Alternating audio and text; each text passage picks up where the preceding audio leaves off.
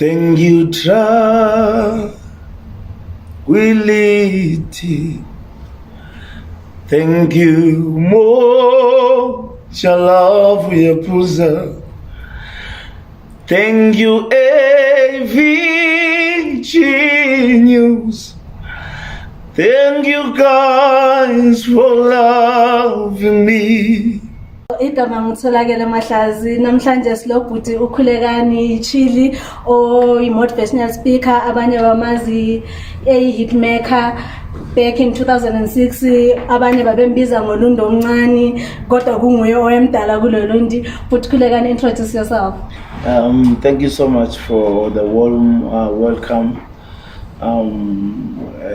AVG News. Igama lami ngokhulekani Chili sibongo. I'm so grateful to be here. Oh, okay. Isibongo sakho ngesakaChili. Yes. Which I was right. Then they were correcting ukuthi unguChili. At least I didn't go endabeni isibongo sakho ngoba vele bezosipronounce wrong. Okay, siyabonga but abantu abaningi nje abanye abasakhumbula bakwazi ngengoma yakho ngenzeni that was a hit. Yeah, that was a very beautiful song. It made a lot of money for me. I found myself in countries like Botswana, Zimbabwe, Swaziland, Zambia, Canada, performing because of that song. I've met different kinds of people because of that classic of all times. Yeah, yona bekuyi-hit and the people they were like ngulundi lo esimlaleleyo ongukhulekani, so lento leyo wona uyithatha kanjani ngaleso sikhathi? Yeah guys, ngaleso sikhathi nabasasho abantu ukuthi ulundu uqale kunaqala kunami but not that much way back.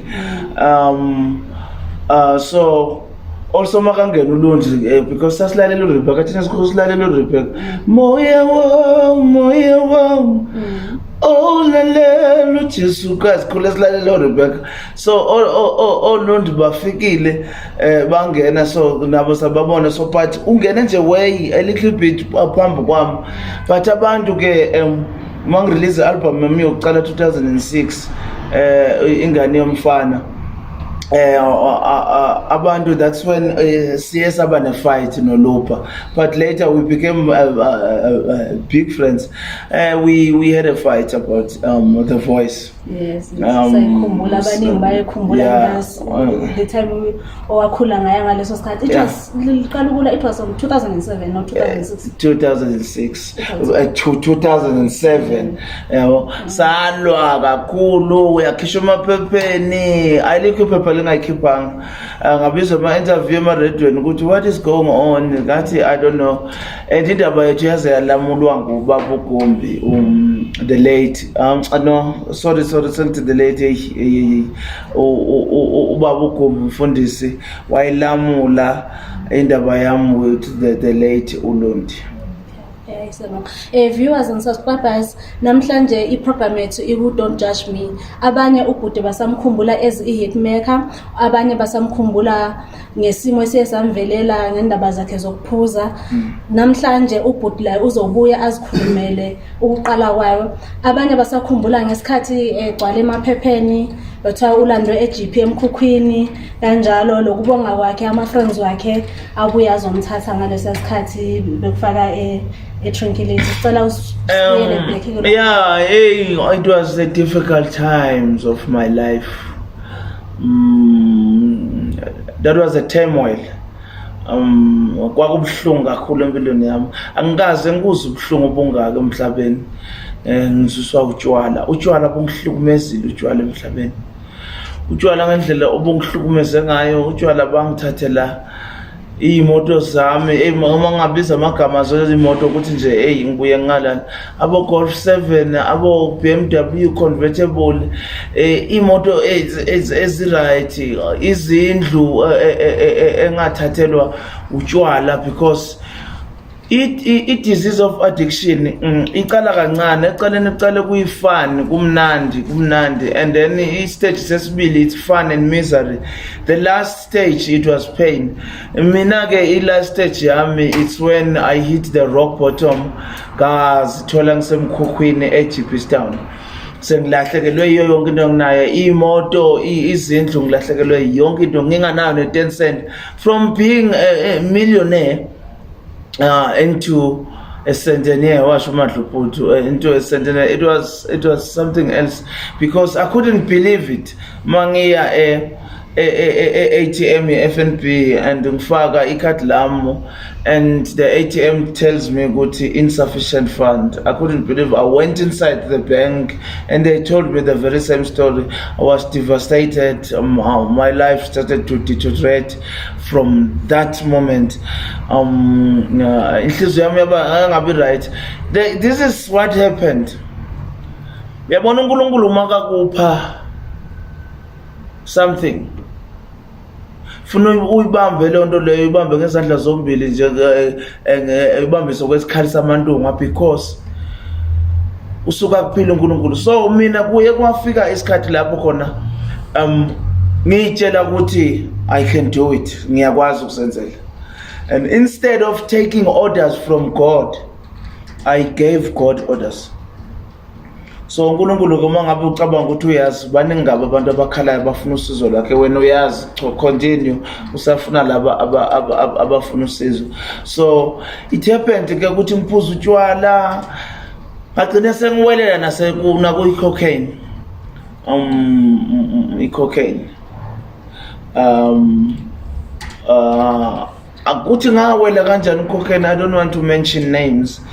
But I was introduced, and particularly also they never strangled me ukuthi ngiphuze or ngibheme or ngenzeni. So that was my choices, of which were wrong choices, bad choices. Aphuza ke ngabothoka ngalendlela engabothoka ngayo, indlela engangibothoke ngayo. Abanye abantu manje they don't believe ukuthi yimilo, because uma bangikhipha kuyaphuza, ngangibothoke ngalendlela, ngangifisa ukufa, ngizamile ke nokuyibulala. Kokucala ngaceda ukuphuza ibhodlela le-Black Label, ngaligrinda, ngalisila, ngalifaka eGehena namanzi like uJack, faka ngaphuza. Ngayenza sure ukuthi ngiwenza abamancane, ngifuna ahlale la so that azofika phakathi damage everything inside. But God didn't allow that. The second time eGehena training, ngahamba ngayo ishayisa ngetrain. Ithe mayifika itrain, Good Samaritan, umuntu engangiphuza naye ubut pastor uphela ibhongo, wajumpa into the rails, wangikhipha. Asangikhipha yachama itrain yamshayisa. Wamshayisa unyawo, but uyaphila yena, but unyawo lwakhe it's better. Okay, the third time gadli alpirim, umuthi wamakundwane. I-alpirim ngezwa ngodoctor nami, udoctor wami kamncane lo mjida wakaphile, it's an Indian guy, owathi uma bangidischarge esibhedlela wathi no, akeze namhlanje ucela bangikhiphe for kusasa, ufuna ukungibona, ufuna ukukhuluma nami angibona. Okay, e-alpirim ngahlala 1 month e-ICU, ngadumba, ngagrey, ngangabi right. But this is me, here I am, uNkulunkulu wangisave nalapho. So kusho ukuthi vele ma isikhathi singafika asikafiki. Never. Ungaze uzama ukwenzani, qale wazama ukuzibulala ngamabhodlela, then it was fatal. Waba i-training, instead walimala omunye, saving your life. Alpirim, you survived. Yeah. So ma singabuyela back leqaleni isisusa sokuthi uphuze utshwala, it was for fun, or ikhona into eyayikudla ozama uyikhava ngotshwala, or it was just for fun, like abantu bekhula ukuthi baphuza utshwala siyazijabulisa, or there was something ozama ukuyivala? Mina ngikhule ngaphandle kukababa. I always bengithi mangiphuza ngithi mhlawumbe kube wayekhona mhlawumbe bekayongitshela man to man talk ukuthi hey yakwenziwa kanje kwenziwa kanje nengikhuluso umama. So but lokho akusho ukuthi kwakufuneka ngiphuze because if bekuloko it's like drinking poison but you expect the next person to die.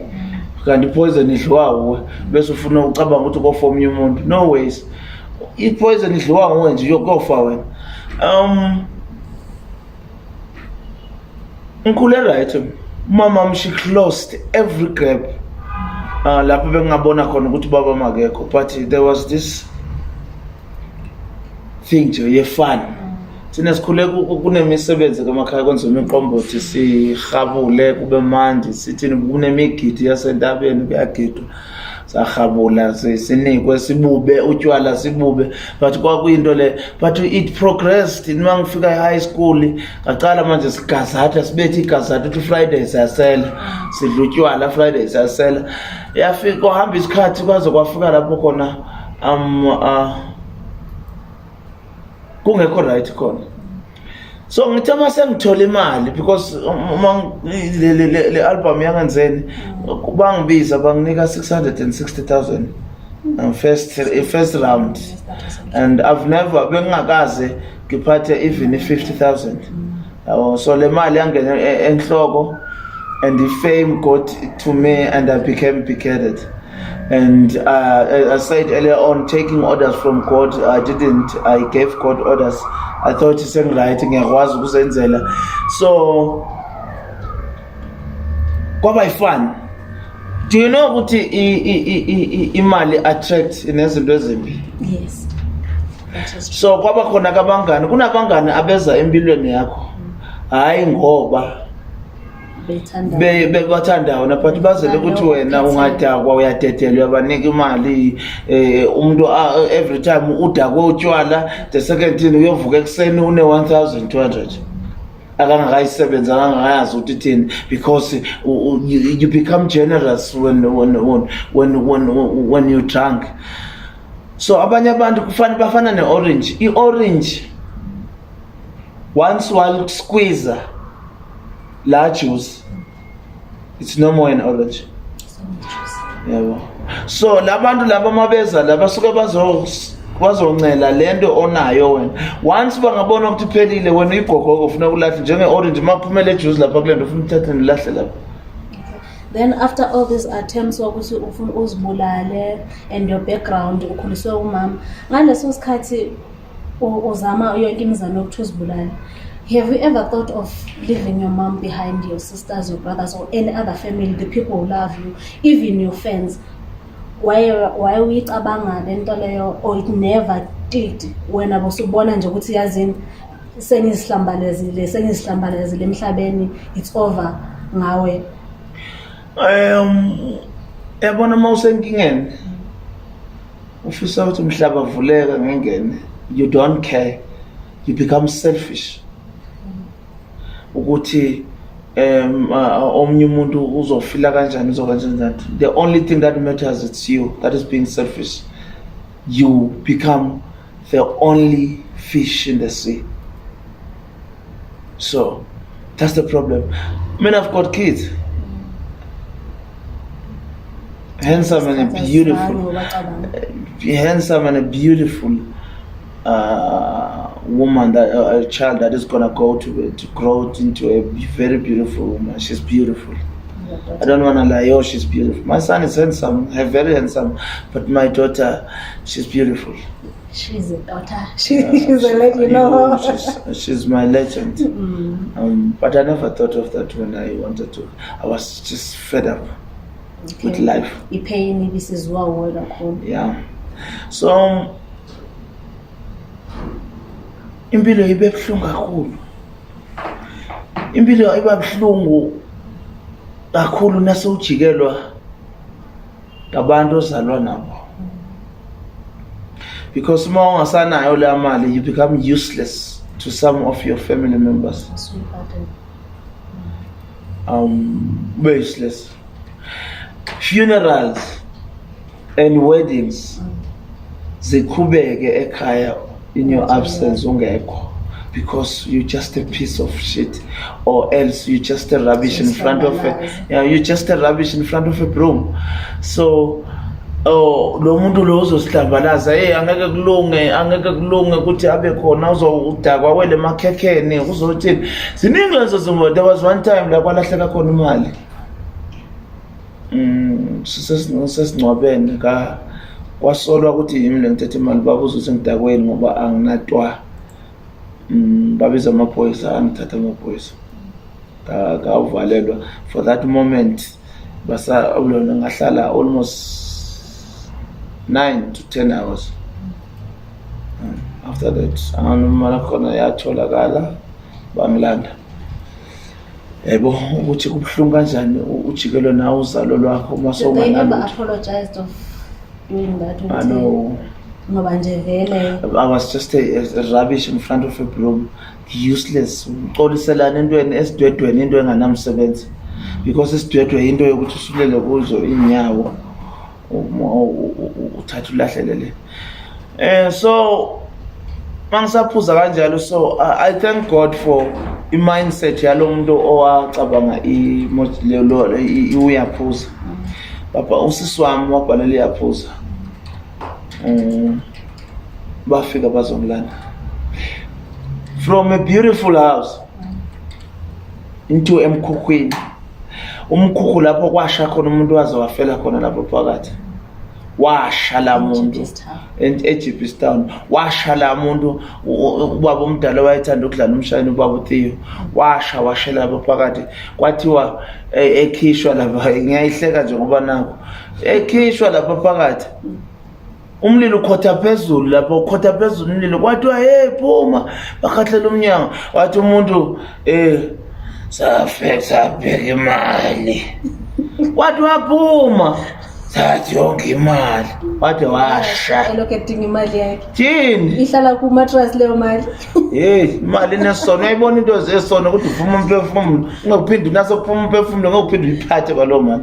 So wena nawe wahamba wahlala kulowo mkhulu? Ngafika ngashanela la ama-remainings alababa, ngangibona nje la iy'ngalo ngoba ziyasala ingalo lethambo, yabona ukuthi le ngalo ngashanela ngabuthisa ndawonye. Kwafika abantu abakhe bathatha banginika la ndawo, nami ngayikokotela wami umkhukhu. Ngahlala yikho lapho waqala khona ukuhlala khona? Ngahlala emkhukhwini eGehena. Okay. Ngasikoro etshwaleni. Then ke wasokufika ke abangani bakho abakuthandayo.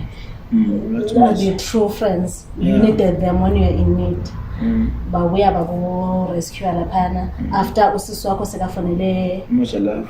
It was Mojalove voice yaphosa. Mojalove iyaphosa.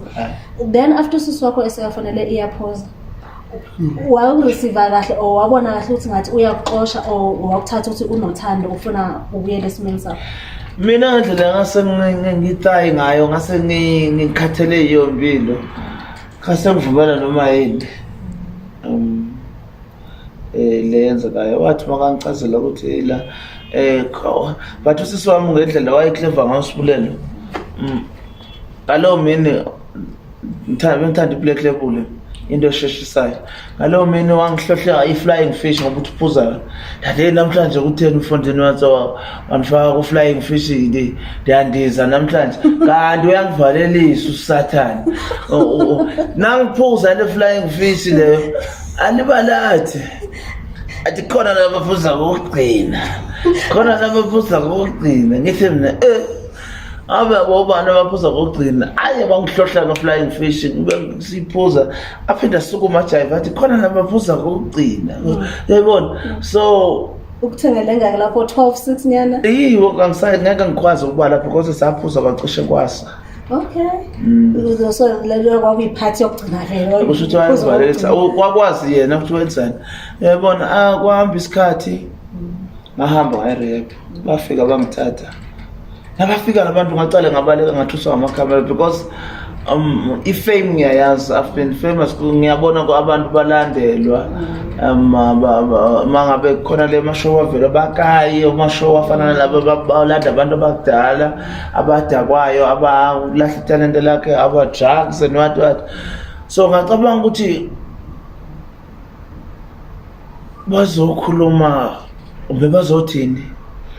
I didn't know ukuthi bazothini, but the only thing asukuma ngabaleka, but ngoma ngisajika ngalemva komunye umkhukhu, a voice eyayikhuluma ngale yami voice le ngiyaziyo yami, but ikhuluma different story, ithi le voice but ngoba ubuso lokukhala ukhalela usizo uthi inkosi ngisize manje sengifikile uyabaleka.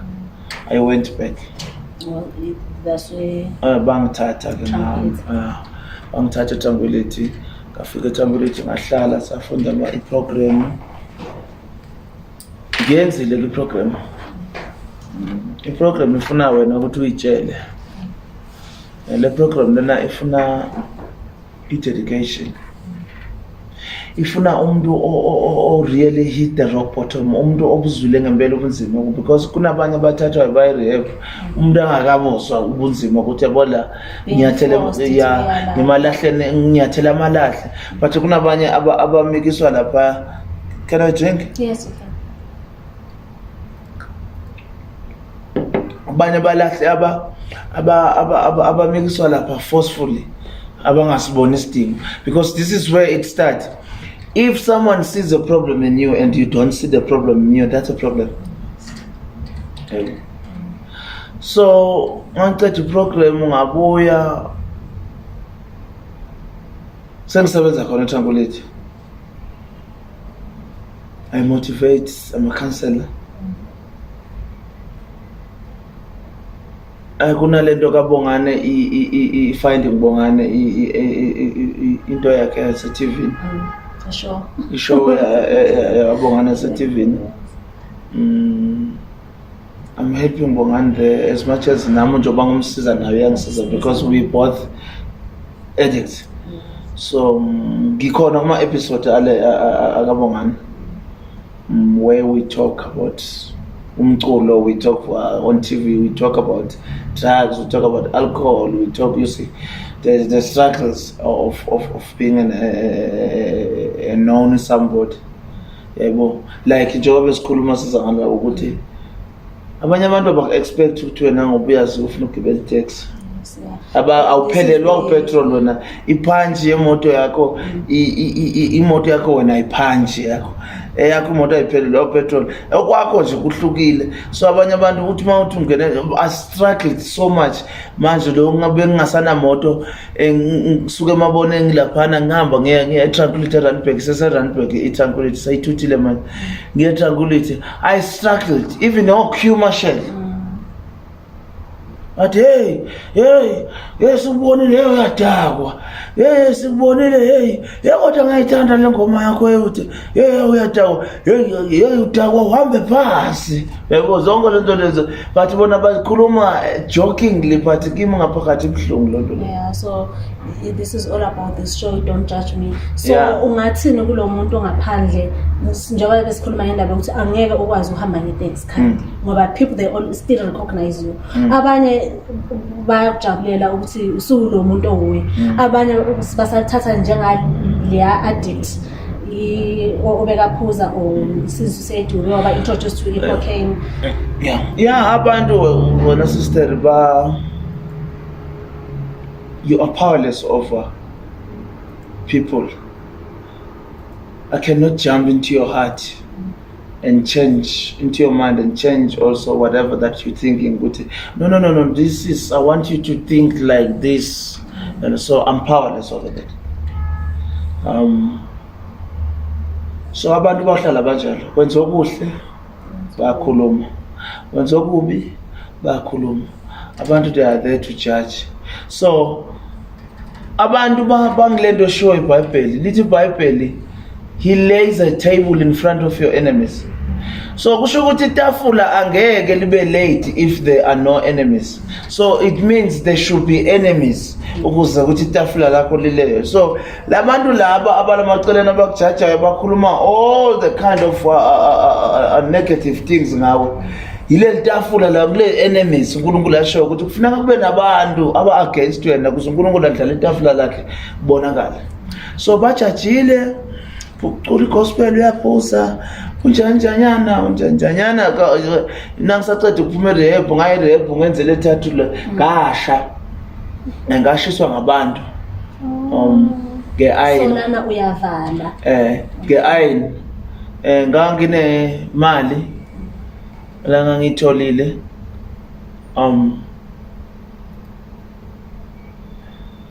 ngathatha le mali sahamba sawuphuza eyiningi le mali more than 20-30 so safika lapha kwase kulahleka indaba zamafoni and le phone akasisi wami and usisi wami siphuza nabantu labantu laba sibuyana bethaveni ebusuku asibazi bangani botshwala so lapha nakufunakala le phone ayitholakala sekulahlekele phone it was mahawaii makasafika yayi 11,000 angazi la mahawaii bani usisi wami she was married to a white guy. She died, that woman that she wrote to the show. After a week I came out of rehab. You see the God's work. After a week ngiphuma rehab washona usibulele fresh yabo. So bajaji abantu abantu ngeke umvimba umuntu ajaji abajaji abantu kuze kube nzima nakumama ongizalayo ukuphuma aye to the nearest spaza shop because once angaphuma kuyokhulunywa umntana wakho simbona TV umntana wakho uhohlokile umntana wakho njani umntana wakho udla ama drugs. So it was not only about me le ohlukumezakayo but the people that loves me. Everyone was kahlukumezeka ngalento. Okay, then coming back from area siyabona manje ubuyelile back on your work as an artist, tholile ama-award, uyenzile ama-platinum, wathola u-gold. Ama-fans akwamukele kanjani? Are they still judging you or kubuyele back to like yes, thank you so much for raising that question. Ngiyambonga uNkulunkulu abantu abangilandelayo abathanda umculo wami. Ngiyambonga uNkulunkulu ngiyaphinda. Ngibabonge futhi nabo bonke emakhaya bonke abalandeli futhi angisafuni nokuthi ngithi balandeli ifamily yami. They are my family. Ebona kule page yeMoja Love lapha ko uyaphoza. Usually kulama page kanjalo bathukana udlema insangu uzosiculela any i-viewership beyithi 735k. Akukho noyi-1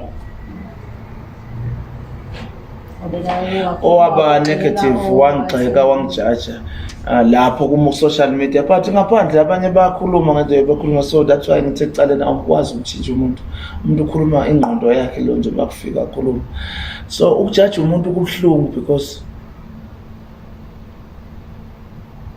i-addiction isifo lento le i-big book it seems as if we were born with it or you've crossed an invisible line.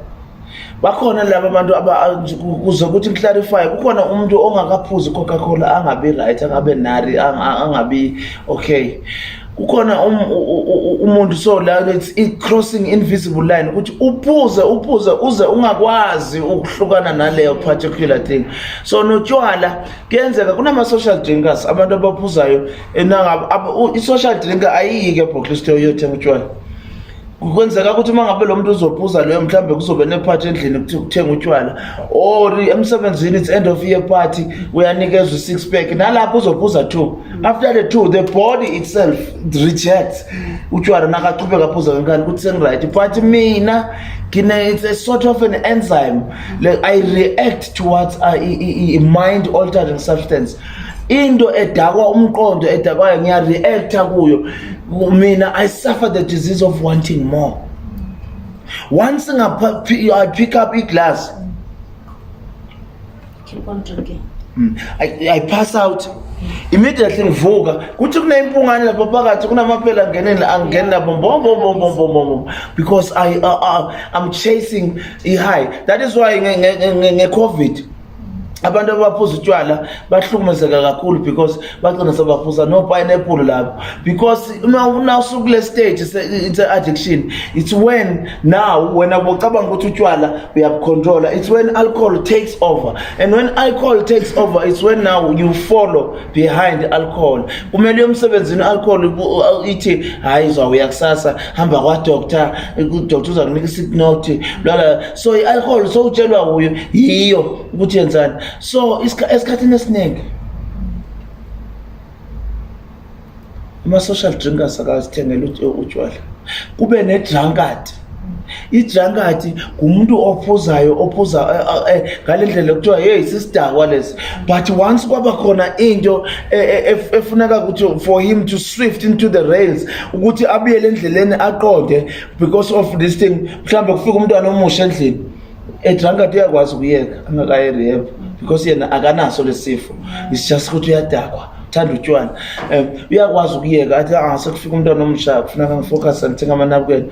But mina as an alcoholic, once I start I cannot stop. Forget about eating, forget about yo ayikho into ngicabanga ngifuna utshwala daylight at night, daylight whatever, into ngifuna notshwala. Then on your comeback, so Buya, I saw some video, say Tranquility Clinic, ubaculela ubonga i-Tranquility, you composed the song, then ngaba imisebenzi kaThixo, and people welcomed you back. Ngaleyo ngoma imisebenzi kaThixo ubone ilama followers amaningi. Cool. Hey, bang welcome. That's why I need to thank you so much. You no more fans to me. You just my family. I don't know what to say. Thank you so much. Ngiyabonga ngizaqhubeka nginenzele ingoma ezakhayo nezinye engibhalile rehab sisekhona ngisazo release. Ngiyabonga kakhulu. Ngibonga futhi nakule ABG News ukungi-invite. Guys, ngifuna ukukhuluma ngabazali abanabantwana ababhemayo, abajajekile nalabazali abangasakwazi kuya ndawo emsebenzini eboardroom. I'm talking to you wona mama emsebenzini eboardroom, abazali abanye abakhuluma ngabantu ababo. Kuthi uSifiso ungiwashela amateka ami wabona mhlophe kanjani, uSifiso ungiwashela izithi, uSifiso ungenzele lento eboardroom kumnandi kuyahleko, because wena awunayo into ongayikhuluma ngomntana wakho. Umntana wakho udla ama-drugs, uvese usukume uhambe uyokhala etoilet, or usukume uthi ngisawufuna itiye, kube uyazi kahle ukuthi la ngaphandle liyashisa awufuna itiye, but because you are running away from le topic lekhulunywayo, ibuhlungu into yokujajwa kuyi-situation okuyo. Thina nje sasingathandi, ngangibona ukuthi konke kuyalahleka, everything is falling apart, but I was chasing for the high. Ngoba mangingaphuzanga angilali, funeka ngiphuze ukuze ngithole ubuthongo. Okay, manje siyabona uyi-motivational speaker, esikoleni bayamukela kahle.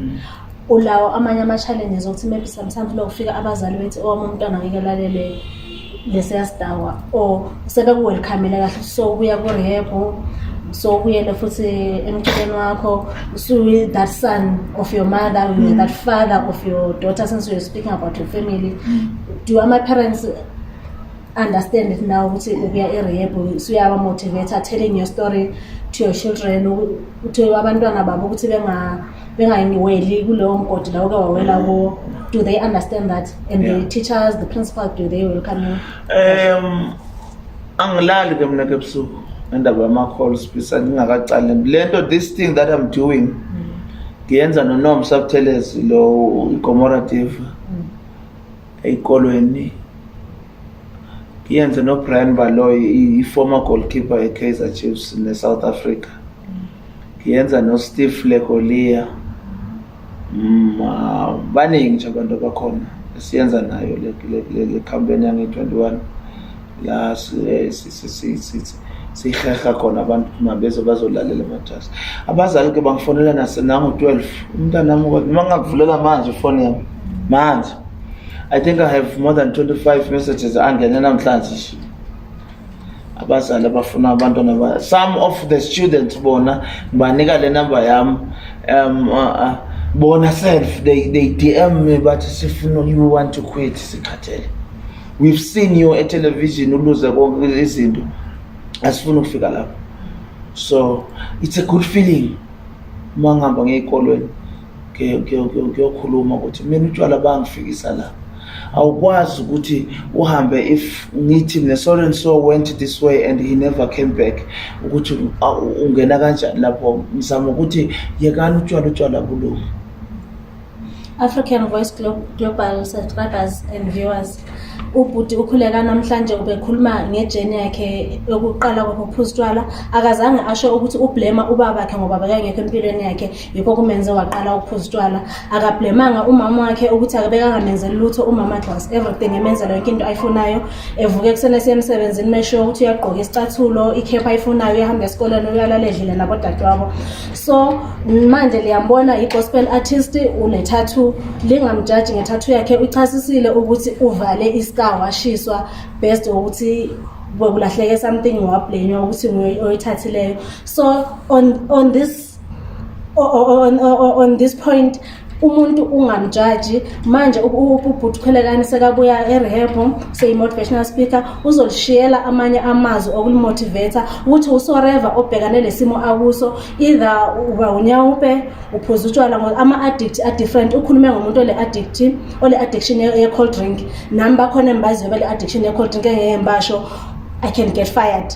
So la uyafuna-ke naye ukuthi la aphume kuleyo addiction. Uyabona, so ama-addiction maningi. Khona abanye bale addiction yokufunda incwadi, which is not bad, but at the same time i-addiction iba i-addiction. So singajajani.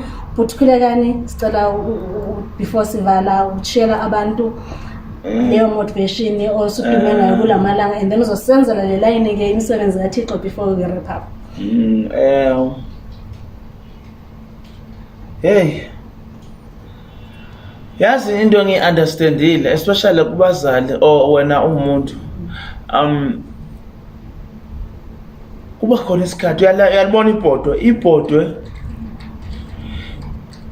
liyawubekezelela umlilo, whether ulifake ku-gas noma ulibeke ku-primer stove noma ulibasele phansi, liyawubekezelela umlilo because ibhodwe liya-understand ukuthi akuphekwa mina kodwa kuphekwa into ephakathi kimi. So ngicabanga ukuthi le pain ebengidlula kuyo I was just a pot, khona into uNkulunkulu bekayipheka. Eyipheka nje lento, it was not only for my pain. uNkulunkulu uyakufaka kuyi-pain, but leyo pain leyo kahle hle kube kungasiyo yakho ukuthi uyisono sakho wenzeni kanjani. Le pain yakho afaka kuNkulunkulu is just ukuthi omunye umuntu azobona kuwe ukuthi nangabe uKhulekani wabiyeka utshwala nami nje ngakwazi ubiyeka. Oh, a quick question. Since you are a gospel singer and you kept on saying there was ama voices odwa uwanegleta wesikhathi uphuza imisebenzi kaThixo, so ucula kwakho is a calling, yeah, or is just a ukhuluthanda ucula, or is it a calling? No, it is a calling because ngangibona ukuthi noma ngisethaveni ngiphakathi ethaveni ahamculo bovuka futhi uvuka yona le gospel uNkulunkulu angithume yona bekungezeki jukebox ngifaka nje ngicula some of jukeboxes they've got my songs ngifaka ingoma zami imitate myself uculwe abantu bangithekela utshwala etavern for lo, so it's a calling lento uNkulunkulu into angipha yona. So I misused it because of indaba utshwala noma drugs. So ngizothi emakhaya kuwona mama onomntwana osema drugsini awulali mna 3 weeks angekho njenganamhlanje. Khalipha ebusuku ngo12 ubeka usolo kayiphumile awazi noma kudutshulwa yena noma kanjani uvuka usihlale ngezinqa embedeni. Awukuthola ukuphumula, sowaba no BP, sowaba no shukela ngendaba ukuthi umntwana wakho wachuza ama drugs over impilo. Umama mke yiyo le into ozongicebisa ngayo angitshele yona wathi mina angizange ngilelahle ithemba ngacela uNkulunkulu but ekugcineni uzibona ukuthi ngale ndlela kwase ku difficult ngakhona kumamama uthi wayesethandazela ukuthi uNkulunkulu angithathe because uzowazi ukuthi ukhulekani semathuneni than ukuthi kuphela 4 weeks angangiboni ngovela sekuthiwa ulimele osesibhedlela esithile sekunje so uyabona umzali uma sekakuthandazela ukuthi uNkulunkulu yifa kusuka sekunzima sabona ukuthi engcene ipain yokuthi akhale kayiwani kondlule ngoba vele bonke abantu bayafa dani le ipain engangumzisa yona so wena mama nawo baba onenkinga nale kuca phansi uthandaze umcele uNkulunkulu uyafuna ukucela uNkulunkulu ngesikhathi mawuthulile ucabanga ngoba baningi abantu abamcelayo ucabanga ukuthi use right uNkulunkulu wants you to take a step. Once you take that one step, God is going to take thousands. uNkulunkulu anibusise. Ngisa rehab kwakunengoma ka Raps ke engangiyithanda le ngoma bengiyithanda ke le ngoma namanje ngisayithanda because yayikhuluma kale it was relevant to the situation yami sengizondwa ngabantu abanye sobangibeka amacala bengazi nokuthi icala lami liyongena nini kodwa konke kwami ngizinikela ko ngangiyithanda lo ngoma leyo ngisayithanda namanje because yayikhuluma yasuka yavele yaklicka yakhuluma ngale situation yami lapho khona athi uRaps dibenzile wongububi emhlabeni Nkosi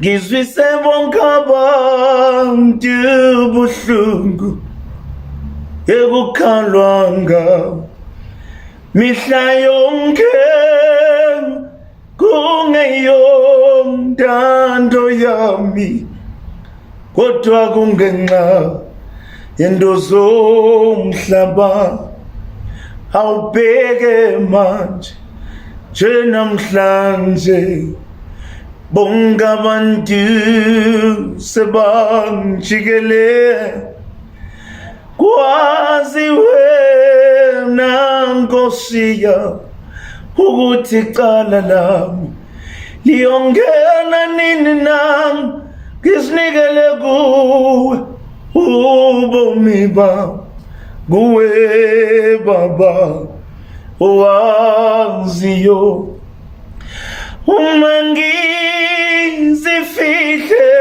kuwe ngihlale nawe ngiyaza bukho ubuhlungu ngiyobuzwa uma ngizifihle kuwe ngihlala nawe ngiyaza bukho ubuhlungu ngiyobuzwa. Wow, you still have that voice. You can still sing. African voice, global. Now, Khulekani usinikezile iculo lika Rebecca elami inspire. Liyabona nje ukuthi wonke umuntu ule ngoma yakhe la ekhuluma naye, wonke umuntu ule verse yakhe ekhuluma naye, naye uRebecca ukhulume naye ngeculo hayi personally umsizile ofika lokho igama ngimtholakele mahlazi. We usually talk, not Rebecca. I stay where she's staying. Okay. She's a good somebody. It's just that into my bed, and also not Deborah. She was always there. I was very much not okay when she died. She was every step of my way. Nabantu bening babhala unto bening nosibulelo may her soul rest in peace. Ngibonge kakhulu baningi abantu abangisizile njengoba ngisho ukuthi uNkulunkulu usenza ngendlela yakhe. Thank you so much AVG for inviting me here. I'm just beginning to be emotional, but yeah. Siyabonga nathi ukuvuma ukuzohlangana nathi.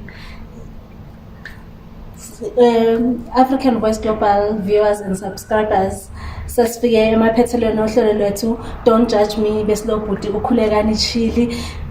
Ushilo ukuthi isibongo sakhe ngesaka Chili akusuchili lapho sonke sasiyazi sesizombiza ngesibongo esicorrect. Igama ngitholakele Mahlazi. Please don't forget to subscribe, share and like.